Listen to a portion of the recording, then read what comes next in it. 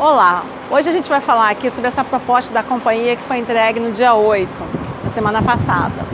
Então, o ACT, ele é estruturado em diversos capítulos, então eu vou comentar aqui, capítulo a capítulo, quais são as cláusulas que tem nessa proposta que a gente deve ter um certo estranhamento e principalmente aquelas que a gente não deve concordar de forma alguma, tá bom?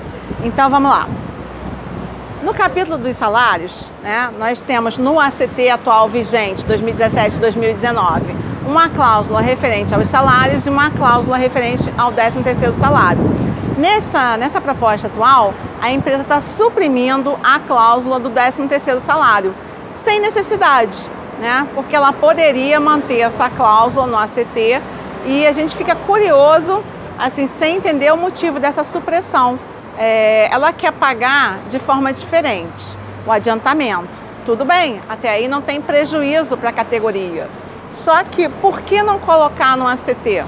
Não tem nenhum impedimento dessa cláusula continuar no ACT e a empresa apenas modificar a forma dela pagar o adiantamento, pagar conforme ela está querendo agora entre fevereiro e novembro, que é conforme determina a CLT, ou para aquele empregado que manifestar a sua vontade em cada mês de janeiro de cada ano, pagar junto com as férias, tá?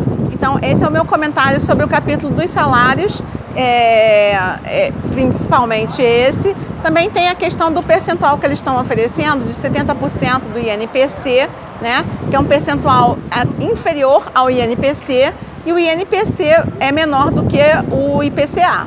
E a gente sabe que os aposentados que são repactuados, eles são reajustados pelo IPCA.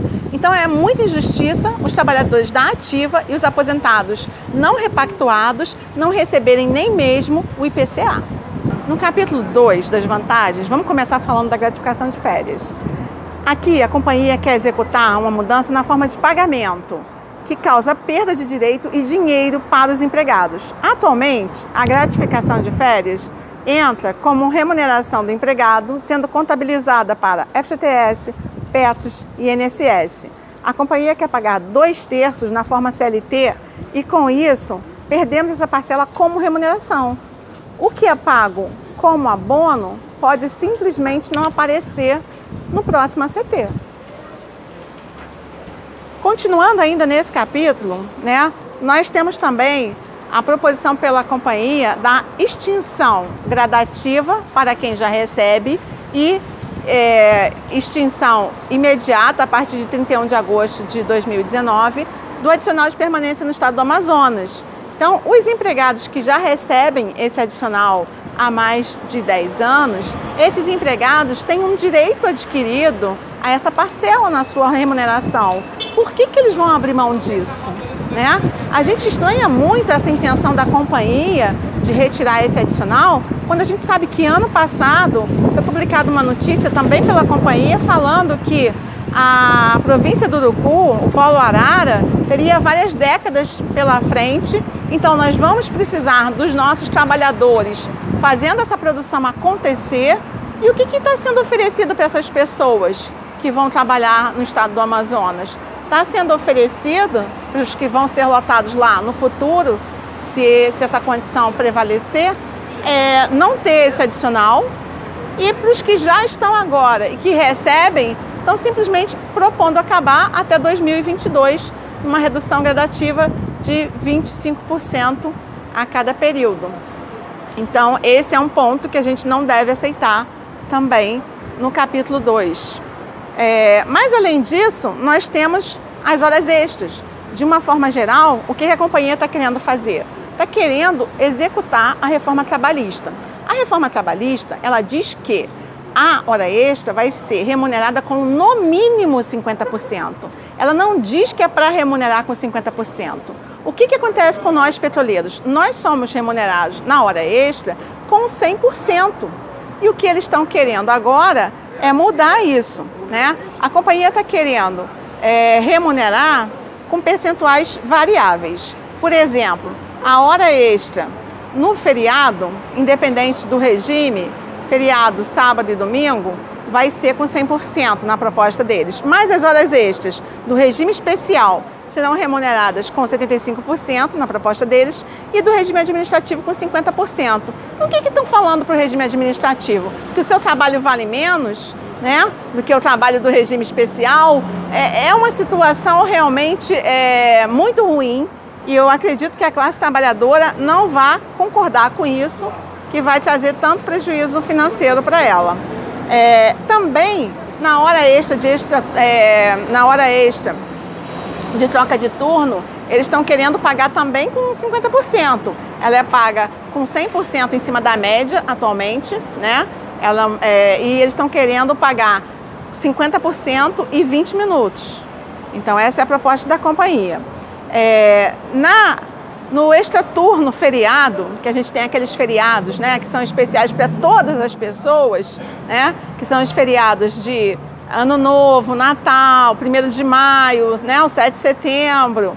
Esses feriados, e mais alguns, esses feriados a gente recebe os 100%, quem está trabalhando, né, no turno. E essa é a famosa dobradinha. E a gente sabe que ninguém quer trabalhar nesses dias, mas alguém tem que trabalhar. A gente sabe que a gente deixa a nossa família. Eu, por exemplo, comecei minha carreira como geóloga embarcada. No dia 19 de dezembro de 2000, eu desci da plataforma. Poucos dias depois, acho que no dia 26, me ligaram já para combinar comigo, já para eu subir para o Réveillon. E eu tinha uma bebê, né, nessa época, de menos de 2 anos, e eu subi porque era meu dever com a empresa. Então, remunerar essa dobradinha, né, a 100% é o mínimo que a empresa pode fazer pela gente, pelos seus empregados, né? Que abrimos mão nesses dias especiais de estar junto com os nossos familiares e estamos numa outra família lá, que é a família de embarcados, né? Que é a família de confinados. Então é isso aí, é outro retrocesso que a gente não pode aceitar. Vamos passar agora ao capítulo dos benefícios, que é o capítulo 3, né, do atual ACT e permanece como um capítulo 3 também da proposta da Petrobras. Nesse capítulo dos benefícios, gente, a gente tem manutenção de muitas coisas importantes, mas a gente tem um ataque aí ao programa Jovem Universitário. Um benefício, ele é um salário indireto, porque um pai e uma mãe que usufruem de um benefício que te dá um reembolso para você poder pagar uma universidade ou material escolar do seu filho numa universidade, eles passam a contar com esse recurso. E o que a empresa está falando sobre esse programa? A empresa quer descontinuar, então ela vai aceitar as inscrições dentro da validade do atual acordo coletivo, ou seja, até 31 de agosto de 2019, mas ela quer encerrar esse programa. Então, eles estão propondo também que se a pessoa tiver que trancar ou mudar de curso, perca o benefício. Eu acho o seguinte, mesmo que a empresa queira encerrar, e ela tem esse direito e tem esse poder, né? Se a gente que tem que se manifestar aqui do outro lado, para ela poder entender como negociar com a gente. Mas mesmo que ela queira fazer isso, ela devia considerar os casos em que a pessoa tranca, não porque quis, mas porque teve uma doença, um acidente, algum motivo maior que forçou esse trancamento. Então, realmente, eu acho que esse é um ponto onde a empresa podia evoluir na negociação. O ideal seria que esse programa fosse mantido, porque beneficia muita gente. Outro programa que está sendo extinto é o programa de complementação educacional, né, onde a empresa oferecia 90% de reembolso para funcionários que fossem concluir o fundamental e o médio, e 80% para um curso técnico dos empregados. Eu acredito que hoje em dia, talvez até a Petrobras não tenha muitos funcionários que precisem cursar fazer o fundamental e fazer o curso médio. Acho que a maioria, né, que já entra com o 2º grau completo e um curso profissionalizante muitas vezes. Mas eu acho que não custa mantermos uma opção de incentivo ao nível médio, que entra na companhia só com o 2º grau, por exemplo, para que ele faça um curso técnico. Então, a extinção desse programa de complementação educacional, eu acho que é mais uma agressão ao trabalhador de nível médio, que é a maioria na empresa, né? E que é o que está na linha de frente da produção e do refino, né? E das áreas que ainda nos restam aí. Então, esse é um ponto. No benefício farmácia, eu não vou falar muito, né, sobre ele, não vou detalhar, mas também tem um ponto que me chamou a atenção. eles retiraram nessa proposta o terceiro parágrafo, que é o programa Coração Saudável, que atendia a empregados aposentados e pensionistas e seus dependentes com doenças cardiovasculares e também aposentados sem doenças cardiovasculares. Então, acho esse um programa fundamental. Eu não sou especialista nessa área, mas eu acho que saúde preventiva, né? Tá falando aí de gente que ainda não estava doente, que esse programa também atendia, e fundamental quando aquela pessoa, né, que deu tanto pela companhia, já tem um problema de saúde, ou seu dependente tem um problema de saúde, receber esse atendimento adequado. Então, esse é um programa também que eu acho positivo e não entendi por que não está mais no ACT. Em relação ainda a esse capítulo, aí começa a parte mais polêmica, que é em relação às cláusulas da AMS. A primeira cláusula de beneficiários do Programa de Assistência Multidisciplinar de Saúde, no ACT atual, vigente, ela tinha 10 parágrafos. Agora, como cláusula 30 da proposta, ela tem 6 parágrafos. E a gente tem que prestar atenção, por exemplo, às vezes a mudança de uma palavra muda tudo.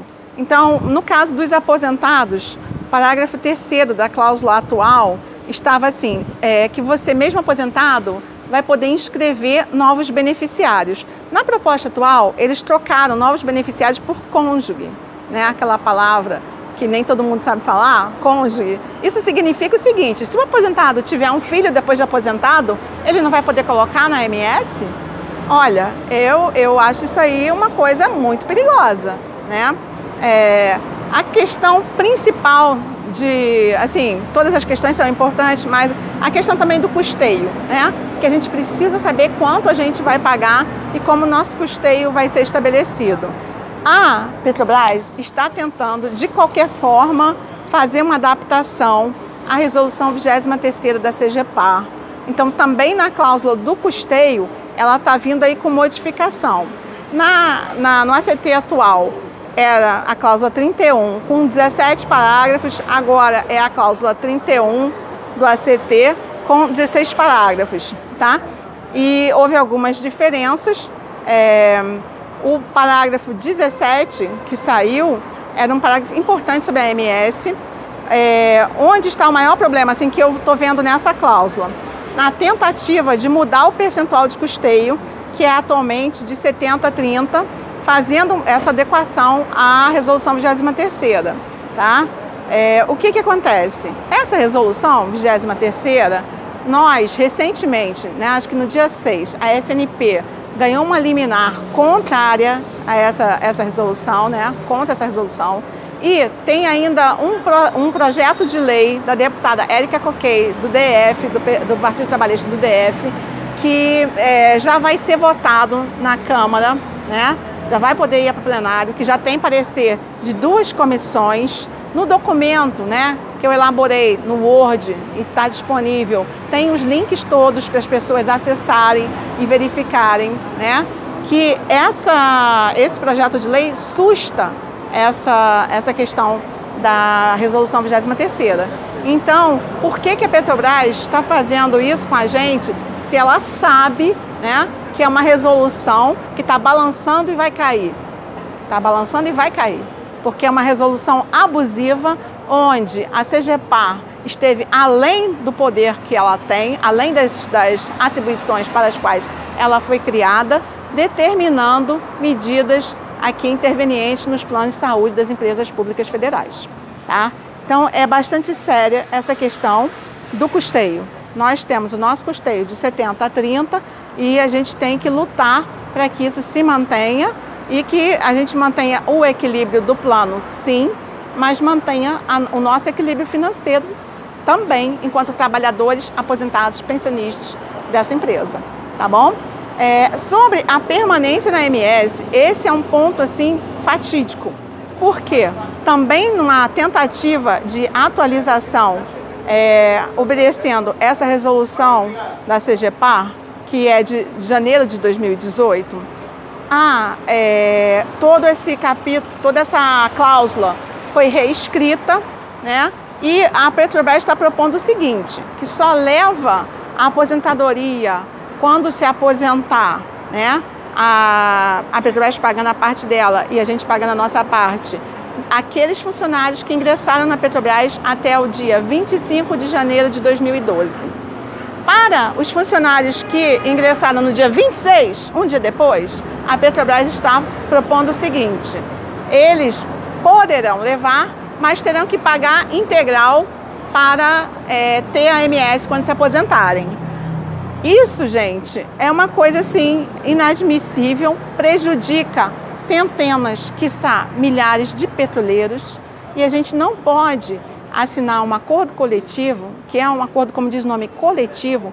É diferente de um PCR, onde as pessoas podiam tomar sua posição individual sem comprometer o direito dos outros, mas a gente agora tem que parar e pensar: eu não posso dar meu voto e tirar a AMS na aposentadoria do meu colega que trabalha aqui comigo no meu setor, geólogo como eu, engenheiro como eu, o que for, entendeu? A redação dessa cláusula no acordo coletivo 2017-2019 tinha também previsões de quem poderia permanecer com a AMS quando se aposentasse.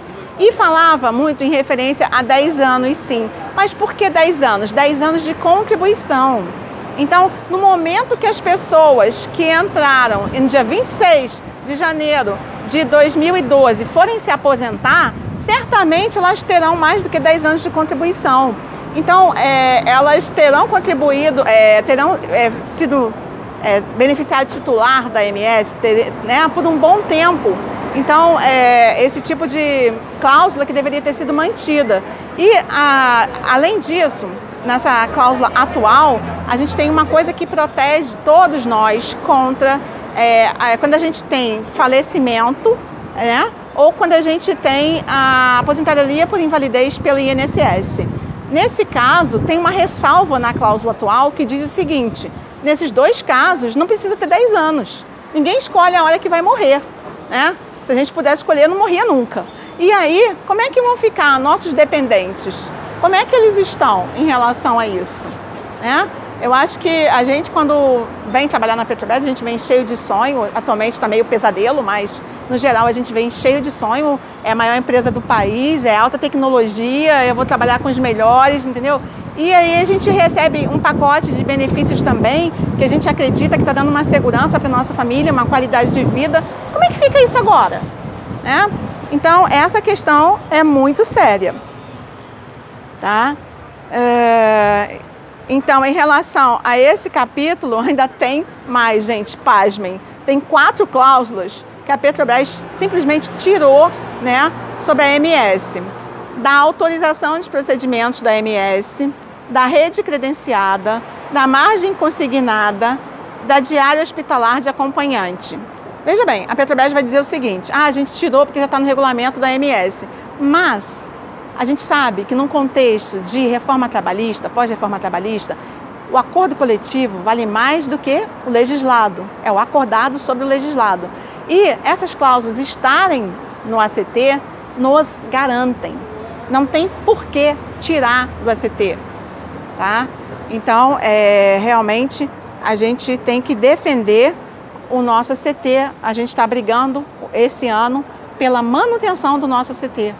Essa é a realidade, por um percentual de reajuste para cobrir a inflação e pela manutenção do nosso ACT. Nesse cenário de desmonte do sistema Petrobras que a gente vem assistindo aí. Capítulo 4 é aquele capítulo da segurança no emprego, que a Petrobras tinha tirado nas propostas anteriores e colocou nessa. Gente, é óbvio, eles sabem que ninguém ia descer para votar numa assembleia se tivessem tirado a cláusula dispensa sem justa causa. No momento em que as pessoas estão sendo constantemente tensionadas, Quando a gente teve o PCR, a migração também foi dessa forma. Colocou-se para as pessoas que para ficar no mobiliza contínuo tinha que ser do PCR.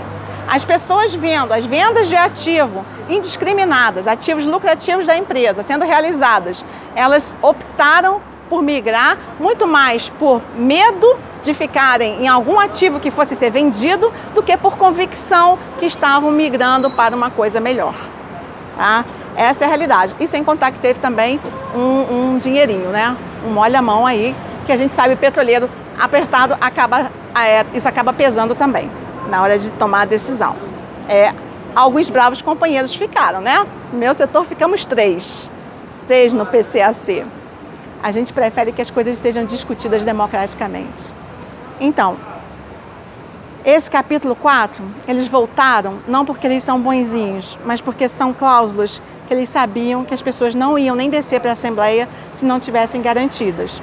O capítulo 5 é o capítulo que eles estão querendo suprimir agora. É o capítulo que tratava de planejamento, recrutamento, seleção, né, do ACT 2017-2019, e agora eles estão tirando esse capítulo, e o capítulo 5 vai ser o outro capítulo, que é o capítulo das condições de trabalho na proposta. Mas vamos falar um pouquinho sobre o capítulo 5 original.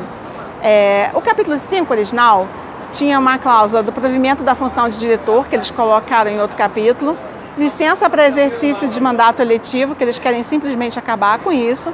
Então, o petroleiro não vai mais poder se licenciar para exercer seu mandato eletivo com a mesma tranquilidade que ele tinha, né? Vai ter que tirar uma licença sem vencimento, onde ele também vai ter que pagar a parte integral dele na MS. Isso vai complicar bastante a vida da gente. Olha só, daqueles que acabarem indo para o lado da política. A gente sabe que a gente teve Ricardo Maranhão, né? Fernando Siqueira. Na EPET a gente tem vários exemplos, né? De companheiros que acabaram indo defender a Petrobras em outros fóruns. Necessários, extremamente necessários. Diga-se de passagem que a gente nunca mais vai poder, se a gente conseguir desfazer a entrega que está havendo nesse país, a gente nunca mais vai poder fechar os olhos para a geopolítica do petróleo mundial. É uma realidade. Quem tem a melhor província descoberta em 50 anos vai estar sempre tendo que defender das multinacionais do petróleo e dos estados, dos seus estados, né, que elas representam, dos países desenvolvidos, importadores de petróleo e gás. Então, vamos lá. Alguns exportadores que querem vender o petróleo dos outros também estão entrando nessa. Então, vamos falar desse capítulo 5. Olha, o item preservação familiar foi incorporado no capítulo das condições de trabalho, virou a cláusula 54, mas o que mais aqui chama atenção é o final da promoção por antiguidade, a categoria pleno para sênior nos cargos de nível médio. Essa é uma medida, né, que vai trazer severos prejuízos financeiros ao nível médio. Gente, quem é do nível superior sabe. Quantos de nossos colegas e nós mesmos não ficamos topados esperando a promoção para sênior? Quantos geólogos dessa companhia, quanto engenheiro dessa companhia se aposentou ainda nível 3, que antigamente era nível 3 e não nível 4, vamos dizer assim, né? Por quê? Porque era muito difícil chegar no sênior e continua sendo muito difícil chegar no sênior. Essa promoção automática do nível médio é uma coisa boa que eles têm, tá? É uma coisa que corrige erro. A gente sabe que a pessoa aqui dentro é muito mais sênior que no mercado de trabalho aí fora e, no entanto, a pessoa não é remunerada de acordo, não é reconhecida de acordo. E isso dói, tá? E eles estão querendo tirar, quando a gente, na verdade, deveria propor um outro cenário, num cenário de realmente valorização do corpo técnico da Petrobras, que isso fosse estendido aos profissionais do nível superior, para corrigir, né, os erros da falta de verba que tem todo ano para dar promoção e para dar um nível para todos aqueles trabalhadores que merecem nas gerências e que não levam. E que isso vai gerando, né, um sentimento ruim no corpo técnico. Então, realmente, é um retrocesso muito grande querer fazer isso com o nível médio, né? Como a gente fala, nível médio, a maioria nessa empresa, né, responsável pela operação das plataformas, pelo refino, né? E a gente tem, então, uma grande parte da nossa categoria petroleira sendo prejudicada com essa medida. Agora vamos falar do capítulo 6, das condições de trabalho. Esse capítulo, eu não li no detalhe, palavra a palavra, procurando assim as pegadinhas. Mas assim, eu dei uma lida geral e não achei nada demais, a não ser no último item. O último item, que é o empregado estudante, onde a Petrobras sempre procurou entender os momentos que o empregado que estudava, fazia uma faculdade, tinha que sair para fazer uma prova, né?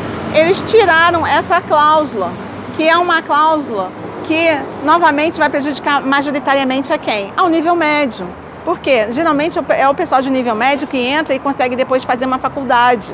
Então, ao cursar sua faculdade, precisa sair e eles vão falar, mas tem um horário flexível. Tudo bem ter o horário flexível, mas ter uma cláusula dessa aqui de proteção, falando que vai ter essa compreensão, facilita muito. Facilita muito porque o gerente não vai ter que interpretar. Está lá, está garantido, está no ACT. É assim que é. Mas eles querem tirar. Vamos falar do capítulo 7, da Segurança Industrial e Saúde Ocupacional. Passou a capítulo 6 da proposta. Também, novamente, nesse capítulo eu não vi nenhum detalhe, assim, né? Fiz uma leitura rápida, mas não vi nenhuma mudança significativa. Então, esse capítulo também, minha gente, ele fala de coisas que seria muito estranho se a Petrobras tirasse, né? Porque ela colocou como indicativo meta da companhia o TAR, não foi? Então, esse capítulo fala de exame periódico, acesso ao local de trabalho, comissão de SMS, programa de alimentação saudável, CIPAS, CAT, entendeu? Realização de palestras sobre risco no local de trabalho. É uma coisa que seria muito difícil a gente imaginar um cenário onde uma empresa séria, comprometida, né, com SMS, pudesse atuar sem ter esse capítulo no ACT. Então, esse capítulo faz toda a lógica do ponto de vista da empresa também, deixar isso bem claro. Capítulo 8 das relações sindicais do ACT, né? Esse é um capítulo que tem problemas. Nas comissões permanentes, a comissão da AMS, eles estão propondo que o custeio da AMS seja tratado na comissão.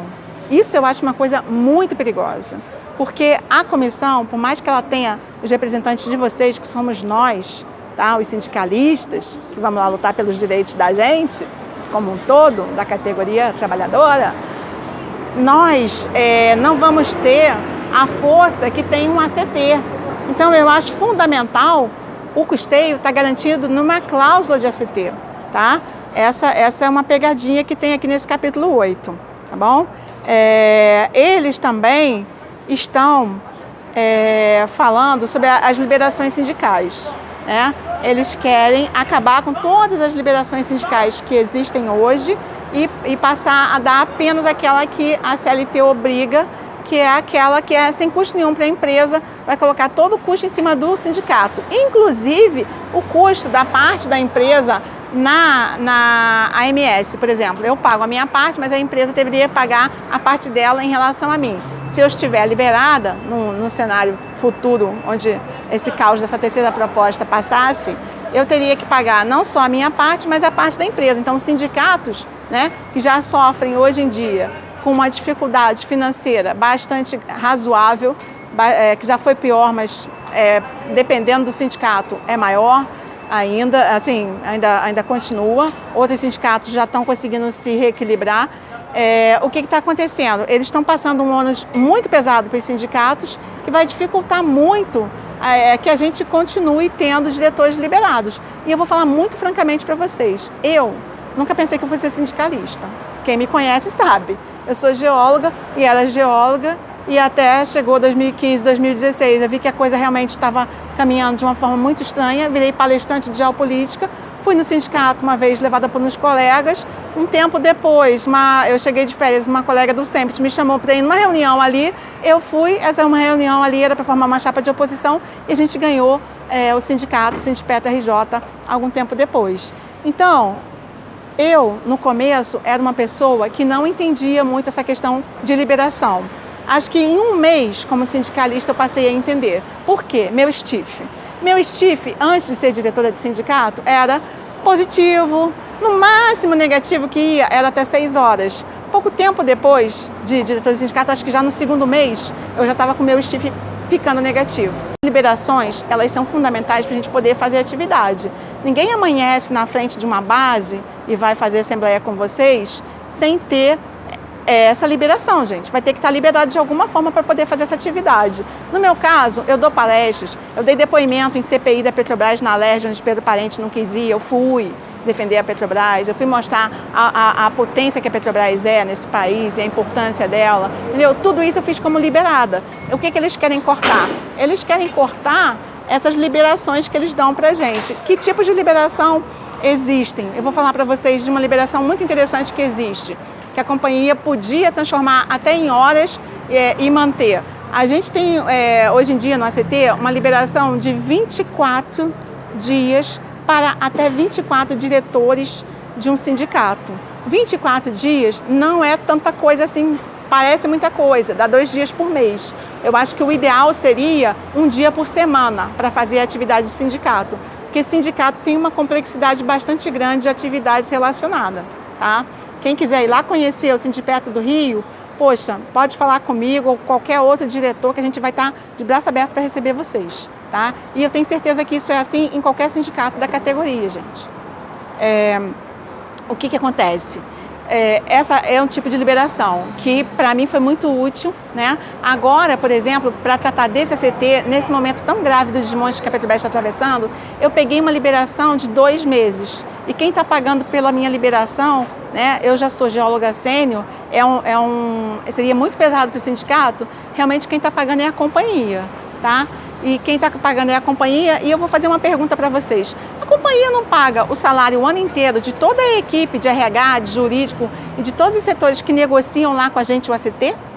Então, é justo a companhia pagar para eles, mas não pagar para meia dúzia de diretor liberado? Isso é justo? É justo colocar o ônus para os trabalhadores? É isso que eles estão querendo. Eu acho que, sinceramente, eu conto com o apoio de vocês para que a gente tenha, sim, liberação. Eu acho que a companhia está, ao fazer isso, praticando aí, está fazendo uma coisa que dificulta o exercício da atividade de direção sindical, né? E eu acho que eu, como ex-consultora, depois que virei diretora de sindicato, né? E que a companhia retirou a minha consultoria e a da Carla Marinho, outra diretora do Sindipetra RJ, também com a desculpa esfarrapada que a atividade sindical era incompatível com a consultoria, a gente está numa militância onde, junto com os outros colegas da diretoria, a gente precisa ter essas liberações, eventualmente, para realizar as atividades sindicais. Isso é fundamental para que a gente tenha uma atuação efetiva na defesa dos direitos dos trabalhadores e na defesa do sistema Petrobras, tá bom? Então, era isso que eu queria falar sobre esse ponto. Mas tem mais ainda nesse capítulo, tem outras cláusulas que eles estão tirando. As cláusulas de comissão de anistia, né? Anistia, o que é anistia para quem não sabe? Existiram trabalhadores que foram demitidos, né? De forma abusiva. Por exemplo, na década de 80, uma colega nossa, diretora do Sindipetra RJ, ela fez uma sindicalização, ajudou a sindicalizar pessoas no SEMPS. Ela acabou sendo depois demitida, teve até episódio de cárcere privado dentro da... Então, tipo assim, gente, na época da ditadura, né, que a gente vê aí essa ameaça pairando sobre o Brasil, infelizmente, a gente tinha um cenário bem difícil. E a comissão de anistia é uma comissão que cuida exatamente dessas pessoas que posteriormente foram reintegradas. Posteriormente quando? Depois dos anos 2000, quando nós tivemos, então, governos mais progressistas e nós tivemos reintegração dessas pessoas que tinham sido demitidas porque fizeram greve, que tinham sido demitidas por alguma atuação em defesa dos trabalhadores, tá bom? Tudo isso de acordo com a Justiça do Trabalho, tá, gente? Efetivo de pessoal é outra cláusula que eles querem tirar. Reuniões regionais. Olha, reuniões regionais eu acho que seria um tópico assim importantérrimo. Por quê? Por exemplo, você que está aqui lotado no Rio pode não perceber a importância do adicional de permanência do Estado do Amazonas. Mas o petroleiro lá do Estado do Amazonas, ele sabe muito bem a importância do adicional dele. Entendeu? Então eu estou dando um exemplo, eu acho que é fundamental ter essas reuniões regionais, porque existem diferenças muito grandes entre as regiões do Brasil e isso permite que haja um diálogo, entendeu? O diálogo não tem que ser só na época do ACT, a gente tem que ter diálogo sempre, é isso que a gente busca, eu acho que é isso que a gente tem que buscar e construir. Então, outra coisa que eu já tinha mencionado rapidamente, que eles querem acabar com a AMS aos dirigentes sindicais liberados sem remuneração, porque aí quem vai pagar a nossa remuneração é o sindicato, e eles não querem nem pagar a parte deles na AMS, é isso aí, gente, está aqui escrito. Eles também estão tirando a contribuição assistencial, né, desse capítulo. E o finalzinho, vamos falar do capítulo 9, das outras disposições, que na proposta da companhia é o capítulo 8. E aqui a gente fala de... são 5 cláusulas que estão sendo mantidas, que estão no ACT atual e vão permanecer, mas eles retiraram 4 cláusulas, 3 das quais são referentes aos empregados terceirizados. Olha, contratação de prestadoras de serviços, fiscalização de contratos de prestação de serviços, contratos de prestação de serviços. A gente sabe a situação que o terceirizado está. A gente vai para um laboratório de testemunho e tem lá uma pessoa do nosso lado super dedicada no seu trabalho, que é terceirizado, que hoje em dia não pode mais nem pegar o ônibus do SEMPS, eu acho. Não sei se voltaram atrás, mas era isso, entendeu? Então, a gente sabe que o terceirizado vem sofrendo horrores nessa companhia. Se o petroleiro já vem sofrendo, né, ataque aos seus direitos, o terceirizado vem sofrendo muito mais. A gente viu isso com as secretárias, né, da gente, onde elas tinham já aceito um corte substancial, depois veio um novo corte e hoje em dia a gente tem uma situação, né, muito difícil salarial, onde eu acredito que a maior parte daquelas pessoas que tinham muitos anos de experiência, capacidade de atuar com toda essa complexidade que tem no administrativo da Petrobras, a maior parte dessas pessoas acabou indo, né? Não permaneceu, porque estava praticamente pagando para trabalhar. Então, essas cláusulas que defendem os terceirizados, elas são fundamentais, né? Elas são fundamentais. Os terceirizados também constroem essa companhia. Nós somos a favor da primeirização, do concurso público, que todo mundo tem os mesmos direitos, né? Mas nós temos que estar conscientes da realidade. Nós temos um contingente enorme de terceirizados e nós temos todo esse contexto da reforma trabalhista querendo cada vez mais massacrar esses trabalhadores e nós temos que defendê-los, entendeu? Nós temos que defendê-los porque eles constroem esse sistema Petrobras junto conosco, de braços dados, é isso aí, tá bom? O capítulo 10 da vigência, olha, as cláusulas sociais do último ACT, elas foram vigentes por 2 anos. E a cláusula financeira, a gente teve a previsão de correção pelo IPCA 2018-2019. E então, o que acontece? A empresa agora quer colocar vigência de 1 ano só.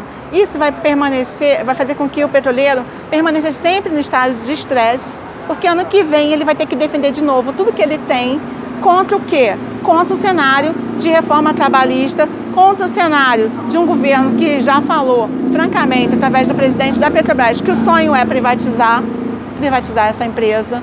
Infelizmente, a gente sabe, né, que eles estão tomando várias medidas nesse caminho, com esse intuito, efetivando de verdade esse sonho do Castelo Branco. Então, a gente tem realmente, eu acho que no mínimo 2 anos de vigência para as cláusulas sociais iam dar uma trégua para o petroleiro, tá? O petroleiro que tem sido aí atacado e muito atacado nesses 2 últimos governos, mas principalmente nesse governo agora.